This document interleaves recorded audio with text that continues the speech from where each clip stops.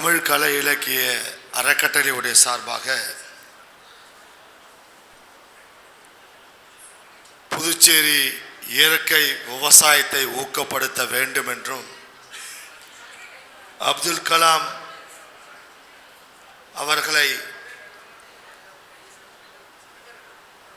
போல நெறிபடித்து வாழ வேண்டும் என்றும் சிறப்பாக நடைபெற்று கொண்டிருக்கின்ற இந்த விவசாயம் சம்பந்தப்பட்ட கலை சம்பந்தப்பட்ட இளைஞர்கள் சம்பந்தப்பட்ட இந்த விழாவிலே தலைமை தாங்கி நடத்தி கொண்டிருக்கக்கூடிய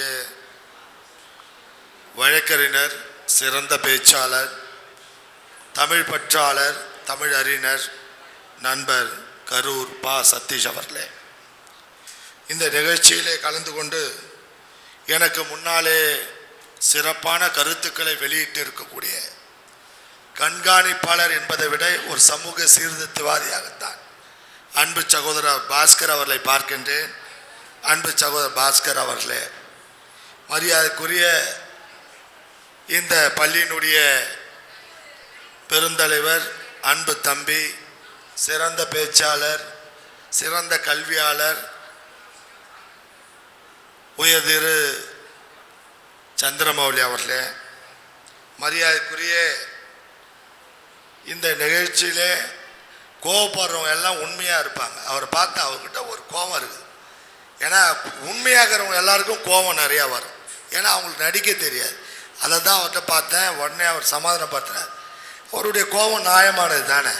எல்லாம் தப்பாக பேசும்போது அதை தட்டி கேட்பது நியாயமானது.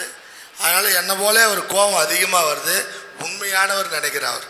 அதே போல் சிறப்பாக பேசி அமர்ந்திருக்கக்கூடிய பல இயற்கை விவசாயத்தின் மீது பற்று மட்டுமல்லாத பல்வேறு தளங்களிலே இயற்கை விவசாயிகளுக்கு உதவியாக இருக்கக்கூடிய மரியாதைக்குரிய அக்ரி ராஜேந்திரன் அவர்களே, மரியாதைக்குரிய தம்பி ராஜ்குமார் அவர்களே, மரியாதைக்குரிய நம்முடைய காங்கிரஸ் பேரியக்கத்துடைய விவசாய அணி தலைவர், ஒரு நல்ல விவசாயி அன்பு தம்பி முருகன் அவர்களே, மரியாதைக்குரிய சகோதரி கலைமாமணி வாங்கினாட்டாலும் நான் கலைமாமணி கொடுத்துட்றேன். ஏன்னா அடுத்த அமைச்சரவை நாங்கள் தான் இருப்போம். நாங்கள் வந்து தான் கொடுக்கணும் உங்களுக்கு. கலைமாமணியே சொல்ல கலா விசவல்லைன்னு சொன்னால் கிட்டத்தட்ட 35 ஆண்டு காலம் தமிழுக்காக, தமிழ் அறிஞர்களை மட்டுமல்லாத பல பெண்கள் இன்றைக்கு சமுதாயத்தில் ஒரு சாதித்த பெண்களாக வருவதற்கு காரணகத்தாக இருக்கக்கூடிய சகோதரி அவங்க. அதில் எனக்கு அவங்களோட நிறைய நிகழ்ச்சியில் கலந்து கொண்டுறேன். அவங்களோட நிறையா பயணம் பற்றி கொண்டிருக்கிறேன். அவங்கள பற்றி தெரியும்.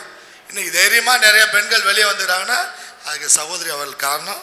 அன்பு சகோதரி கலாவிஸ் அவர்களே மற்றும் மேடையில் விட்டிருக்கக்கூடிய நம்முடைய பிலபாங்குடைய பிரின்சிபல் அவர்களே, மரியாதைக்குரிய சகோதரர் சுமதி டிராவல்ஸ் ரவி அவர்களே, மரியாதைக்குரிய லட்சுமி அவர்களே மற்றும் இங்கே வருகை தந்திருக்கின்ற பெரியவர்களே, தாய்மார்களே, நண்பர்களே, இயற்கை ஆர்வலர்களே, உங்கள் அத்தனை பேருக்கும் என்னுடைய பணிவான வணக்கத்தை தெரிவித்துக் கொள்கிறேன். நம்ம சதீஷ் சார் சொன்ன மாதிரி தான் ஞாயிற்றுக்கிழமை எல்லார் வீட்டிலும் பிரியாணி இருக்கும். எல்லாம் ஆறியும் போயிருக்கும். நேரம் எல்லோரும் உணவுக்காக எல்லாம் காத்து கொண்டிருக்கிறோம். அதிக நேரம் பேச விரும்பவில்லை. இயற்கை விவசாயம் ஒரு முக்கியத்துவம் வாய்ந்த ஒரு நிலையிலே இன்றைக்கு தள்ளப்பட்டிருக்கின்றோம். நம்முடைய மனிதனுடைய வாழ்க்கையுடைய அளவுகோல் 800 ஆண்டுகள். எவ்வளோ வருஷம்? ஒரு மனுஷன் போகர் காலத்தில்னா வாழ்ந்தது 800 வருஷம். நம்முடைய இந்த புதுச்சேரி மாநிலத்துடைய முதலமைச்சர் குமரார்லேயே அழுக்கு சித்தர் என்று அவர் 836 வருஷம் இந்த பூமியில் வாழ்ந்துவிட்டார். நம்முடைய வள்ளலாருடைய வயசு 800 வருஷம். இப்படி பார்த்தீங்கன்னா மனிதன் வாழ்க்கை பார்த்தீங்கன்னா 800 ஆண்டுகள். அது பிறகு 300 ஆண்டுகளாக குறைக்கப்பட்டது. நம்முடைய வாழ்க்கை நெறியில் இயற்கை சார்ந்து இருந்த மனித சமூகம் இயற்கைக்கு அப்பால் பட்டு செயற்கையாக வாழ ஆரம்பித்த காலகட்டத்தில் நம்முடைய வாழ்க்கையினுடைய அளவுகோல் குறைக்கப்பட்டது. அப்புறம் நம்முடைய தாத்தா எல்லாம் அந்த 6 மாதம் பயிர் பார்த்தீங்கன்னா நம்முடைய பொன்னி 6 மாதம் விளையும், குதிரைவாளி 6 மாதம் விளையும், நிறையா இருக்குது, கருப்பு கவுனி அது இது நிறைய அரிசிகள்லாம் 6 மாதம் பயிர். அதில் பார்த்தீங்கன்னா எந்த விதமான ரசாயனமும் கலக்கப்படாத பயிர். அப்படிப்பட்ட உணவுகளை சாப்பிட்ட அவர்கள் 100 ஆண்டு காலம் வாழ்ந்தாங்க. ஆனால் இன்னைக்கு மனிதனுடைய வாழ்க்கை வந்து பார்த்தீங்கன்னா இந்த மோர்டல் ரேட், அதாவது இந்தியாவுடைய ஹெல்த் அண்ட் ஃபேமிலி வெல்ஃபேர் இன்றைக்கி அறிவிச்சுக்குது. என்னன்னு சொன்னால் 50 வருஷம்தான், 50 வருஷம். இன்னைக்கு பார்த்தீங்கன்னா 19 வயசு பையனுக்கு ப்ரீ டயாபெட்டிக், 25 வயசு பையனுக்கு ஹைப்பர் டென்ஷன். நீங்கள் கூட இப்போ பேப்பரில் பார்த்துருக்கீங்க, மும்பையில் ஒரு பையன் ஜிம்மில் எக்ஸசைஸ் பண்ணும்போது 23 வயசு அவன் மாரடைப்பால் இறக்கக்கூடிய ஒரு நிலை. இதற்கு என்ன காரணம் என்று சொன்னால் ஒன்றே ஒன்றுதான், இயற்கைக்கு மாறாக நாம் வாழ துவங்கி விட்டோம். இயற்கைக்கு மாறான என்ன, 6 மணிக்குள்ளே நீங்கள் சாப்பிட்டு முடிச்சுட்டு 7 மணி 8 மணினா தூங்கணும். ஆனால் இன்னைக்கு நம்ம தூங்க போகிறதே 2 மணி 2:30 மணி தான். இப்படி பல தளத்தில் நாம் இயற்கைக்கு முரணாக, இயற்கைக்கு மாறாக நாம் எல்லாத்துலேயும் கலப்படம், எதுலையுமே கலப்படம். நம்ம குடிக்கிற பால்லேருந்து குடிக்கிற தண்ணியிலேருந்து, தண்ணிக்கு என்னையாவது எக்ஸ்பைரி டேட் இருக்குதா? தண்ணிக்கு என்ன எக்ஸ்பைரி டேட் இருக்குதா? ஆனால் இந்த பாட்டில் இந்த பாட்டிலில் எக்ஸ்பைரி டேட் போட்டிருப்பான். அது என்ன அர்த்தம்? இது தண்ணியே கிடையாது. இது ஆனால் நம்ம கௌரவமாக உருவாக்க இருக்கோம். தண்ணி பாட்டில் வாங்கி குடித்தா அது கௌரவமாயிடும். ஆனால் ஒரு ரசாயனத்தை தான் நம்ம குடிக்கிறோம். இப்படி இயற்கைக்கு மாறாக நம்ம வாழ ஆரம்பித்த காரணத்தினாலே தான் நம்முடைய வாழ்வியல் இன்றைக்கு பெருமளவிலே மாற்றப்பட்டிருக்கிறது. அதை மாற்றி இந்த சமுதாயத்தை மீண்டும் கார்காலத்திற்கு, ஒரு அற்புதமான காலகட்டத்திற்கு கொண்டு செல்ல வேண்டும் தான் இன்றைக்கு நம்முடைய தமிழ் கலை இலக்கிய அறக்கட்டளை இன்றைக்கு முனைப்போடு இந்த பட்டிமன்றத்தையும் இந்த நிகழ்ச்சியும் ஏற்பாடு செய்திருக்கிறார்கள். அவர்களுக்கு அன்பு சகோதரர் சதீஷ் அவர்களுக்கும் அவருடைய குடும்பத்திற்கும் இந்த நேரத்தில் நன்றி சொல்ல பாராட்ட கடமைப்பட்டிருக்கின்றேன். இயற்கை ஆர்வலர்களை ஊக்கப்படுத்துகின்ற அதே நேரத்தில் அப்துல் கலாமோடு நம்மாழ்வார் படத்தையும் அடுத்த முறை நீங்கள் பயன்படுத்த வேண்டும் என்று இந்த நேரத்தில் என்னுடைய வேண்டுகோளாக வைக்கின்றேன் சொன்னார். நம்மாழ்வார் சொல்கிறார், என்னுடைய இறப்பு இந்த தருவாயில் அவரிடத்தில் அவருடைய நண்பர்கள்லாம் சொல்கிறாங்க, நீங்கள் இங்கிலீஷ் மருந்து எடுத்துங்க, நீங்கள் உங்களுடைய வாழ்வில் நீட்டிக்க முடியும்னு சொல்கிறார். இல்லை, வேண்டாம்னு சொல்லிவிட்டு என்னுடைய உடல் கூட இந்த பூமிக்கு உரமாகப்பட வேண்டும் என்று சொல்லி அவருடைய நிலத்திலே புதைத்து கொண்ட ஒரு மாபெரும் ஞானிதான் இன்றைக்கு நம்மாழ்வார். எனவே அவருடைய படத்தை நீங்கள் பயன்படுத்த வேண்டும் என்பதை இந்த நேரத்திலே பணிவோடு தெரிவித்துக் கொள்ள கடமைப்பட்டிருக்கின்றேன். இயற்கையை போற்றுவோம், இயற்கையை பாதுகாப்போம். அதே போல நம்முடைய அப்துல் கலாம் பற்றி இன்றைக்கு குழந்தைகள்லாம் நல்ல சிறப்பாக, நிறைய கவிஞர்கள்லாம் நல்ல சிறப்பாக கவிதைகள் வாசித்தார்கள். கேட்பதற்கு மிக அற்புதமாக இருந்தது.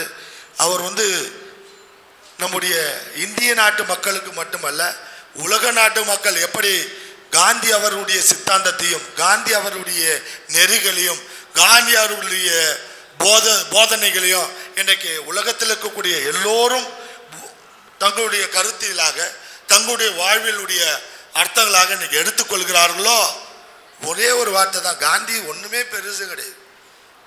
காந்தியுடைய தத்துவத்தை தான் இன்னைக்கு விஜய் மாற்றி சொல்கிறார். உசுப்பேன்ட்டு உம்முன்னு கடுப்பேன்ட்டு கம்முன்னு போனால் என்ன அர்த்தம்? காந்தியுடைய அகிம்சை தான் அது. அதை வேற அவர் லாங்குவேஜில் சொல்லியிருக்கிறார். இன்னைக்கு அதுதான் தத்துவம். இன்னைக்கு அமைதியாக அறவழியிலே நாம் செல்ல வேண்டும் என்று காந்தி அவர்கள் சொன்னார். அந்த அளவிற்கு இன்றைக்கு அப்துல் கலாமுடைய சித்தாந்தம் உலகத்தில் இருக்கக்கூடிய எல்லா இளைஞர்களுக்கும் ஒரு உலக பொதுமறையாக, எப்படி வள்ளுவனுடைய அத்தனை குரல்களும் உலக பொதுமையாக போற்றப்பட்டதோ, எப்படி காந்தியுடைய அகிம்சை இந்த சித்தாந்தம் உலகத்தில் இருக்கக்கூடிய எல்லா இந்த பிரபஞ்சம் ஏற்றுக்கொள்ளப்பட்டதோ, அப்படித்தான் அப்துல் கலாமுடைய சித்தாந்தங்களை, அப்துல் கலாமுடைய நெறிகளை, அப்துல் கலாமுடைய வழிகாட்டலை இன்றைக்கு உலகத்தில் இருக்கக்கூடிய எல்லா மாணவர்கள் மட்டுமல்ல எல்லா விஞ்ஞானிகளும் ஏற்றுக்கொள்கின்ற அளவில் இருக்கிறது. அந்த மகானை இந்த நேரத்தில் போற்றுவோம். எல்லாரும் சொன்னாங்க கலாம் வந்து ஒரு கற்பக விருட்சம் போல. அவருடைய கருத்தியல் வந்து இன்றைக்கு எல்லா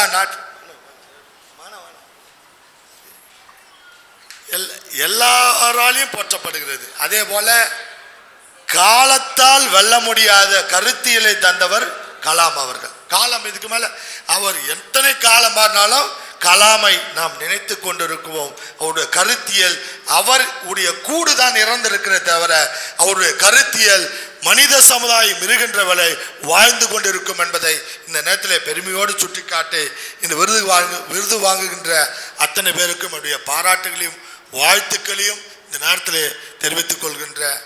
அதாவது தம்பி கூட சொன்னார், அவர் பட்டிமன்றத்தை பார்த்துருப்பாரு. எனக்கு பட்டிமன்றத்தை பற்றி நான் வந்து கவனிக்கலை. அவர் சொல்லதை வச்சு ஒரு யூகிக்க முடியுது. அது பெண் சமுதாயத்துக்கு ஆண் சமுதாயத்துக்கு போட்டி அப்படின்னா கிடையாது. தமிழில் ஒன்று சொல்லுவாங்க, தொன்னை இல்லாமல் நெய் இல்லை, நெய் இல்லாமல் தொன்னை இல்லை, குச்சி இல்லாத கொடி இல்லை, கொடி இல்லாமல் குச்சி இல்லை. இப்படி தொன்னை இல்லைன்னா நெய்க்கு ஆதாரம் கிடையாது, நெய்க்கு ஆதாரம் கிடையாது. நெய் உண்டாதான் தொன்னைக்கும் ஆதாரம். இப்படி ஆண் பெண் என்று பிரித்து பார்க்க வேண்டாம். இந்த இரு சமுதாயமும் ஒன்றுக்கொன்று உதவியோடு இருந்தால்தான் இந்த சமுதாயத்திலே சீர்மிகு சமுதாயமாக உருவாக்க முடியும். ஒரு நாணயத்துக்கு எப்படி பெட்டியும் சிங்கமும் தேவையோ அப்படித்தான் வாழ்வியலுக்கு இரண்டும் தேவை.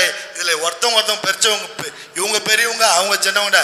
என்னை பொறுத்த வரையும் பெண்கள் ஒரு ஸ்டெப் மேலே தான், ஒரு ஸ்டெப் மேலே தான். ஏன்னா இன்னைக்கு இருக்கக்கூடிய கர்வம் பிடிச்ச ஆண்களையும் சாதிக்கின்ற அப்துல் கலாமையும் இயற்கை விவசாயத்தை ஊக்குவித்த நம்மாழ்வாரையும் உருவாக்கியவள் பெண் என்ற ஒரு தாய் என்பதை இந்த நேரத்தில் நினைவு கூறி விடைபெறுகின்றேன். வாழ்த்துக்கள். நன்றி, வணக்கம்.